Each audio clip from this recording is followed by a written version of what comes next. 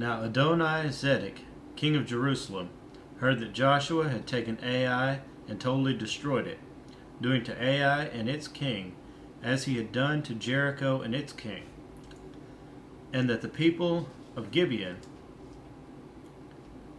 had made a treaty of peace with Israel and were living near them. He and his people were very much alarmed at this, because Gibeon was an important city. Like one of the royal cities, it was larger than Ai, and all its men were good fighters. So Adoni-Zedek, king of Jerusalem, appealed to Hoham, king of Hebron, Piram, king of Jarmuth, Japhiah, king of Lachish, and Deborah, king of Eglon. Come up and help us attack Gibeon, he said, because it has made peace with Joshua and the Israelites. Then the 5 kings of the Amorites, the kings of Jerusalem, Hebron, Jarmuth, Lachish, and Eglon, joined forces. They moved up with all their troops and took up positions against Gibeon and attacked it. The Gibeonites then sent word to Joshua in the camp at Gilgal, "Do not abandon your servants. Come up to us quickly and save us. Help us, because all the Amorite kings from the hill country have joined forces against us." So Joshua marched up from Gilgal with his entire army, including all the best fighting men. The Lord said to Joshua, "Do not be afraid of them. I have given them into your hand. Not one of them will be able to withstand you." After an all-night march from Gilgal, Joshua took them by surprise. The Lord threw them into confusion before Israel, who defeated them in a great victory at Gibeon. Israel pursued them along the road going up to Beth Horon and cut them down all the way to Azekah and Makkedah.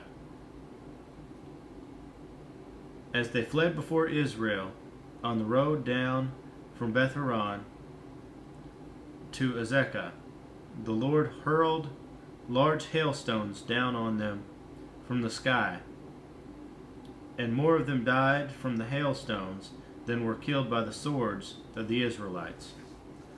On the day the Lord gave the Amorites over to Israel, Joshua said to the Lord in the presence of Israel, "O sun, stand still over Gibeon. O moon, over the valley of Ajalon."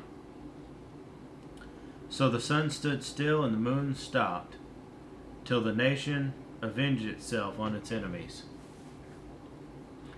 as it is written in the book of Jashar.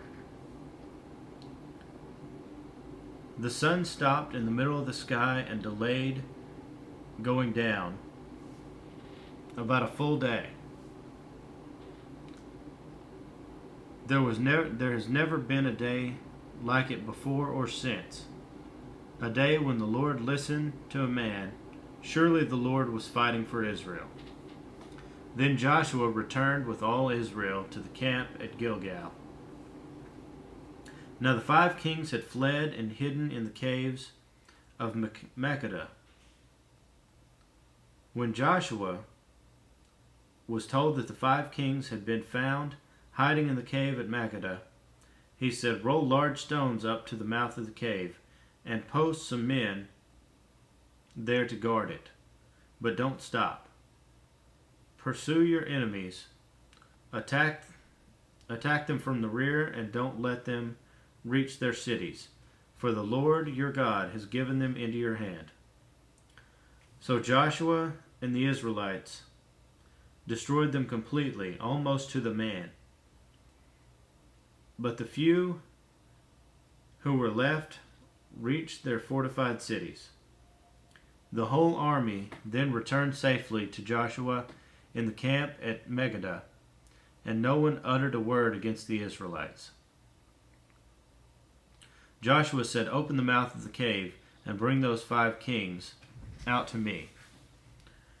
So they brought the 5 kings out of the cave, the kings of Israel, Hebron, Jarmuth, Lachish,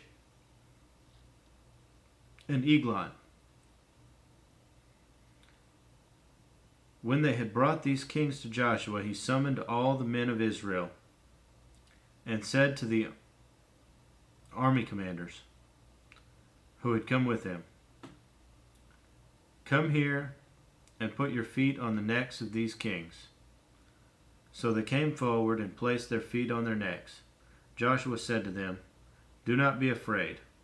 Do not be discouraged. Be strong and courageous. This is what the Lord will do to all the enemies you are going to fight." Then Joshua struck and killed the kings and hung them on 5 trees, and they were left hanging on the trees until evening. At sunset Joshua gave the order, and they took them down from the trees and threw them into the cave where they had been hiding. At the mouth of the cave they placed large rocks, which are there to this day. That day Joshua took Makkedah. He put the city and its king to the sword and totally destroyed everyone in it. He left no survivors, and he did to the king of Makkedah as he had done to the king of Jericho. Then Joshua and all Israel with him moved on from Makkedah to Libnah and attacked it.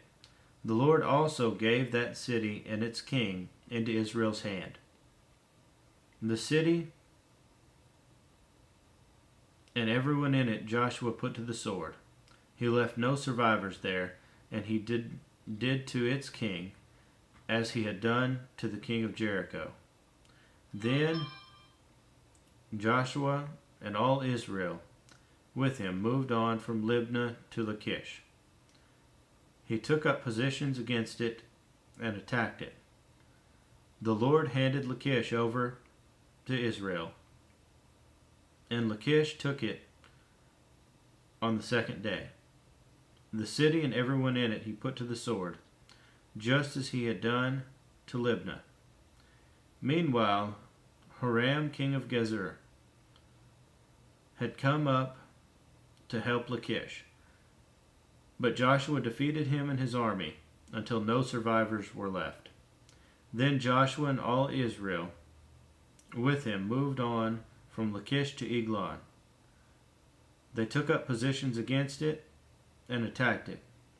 They captured it that same day and put it to the sword and totally destroyed everyone in it, just as they had done to Lachish. Then Joshua and all Israel with him went up from Eglon to Hebron and attacked it. They took the city and put it to the sword, together with its king, its villages, and everyone in it. They left no survivors, just as at Eglon. They totally destroyed it and everyone in it.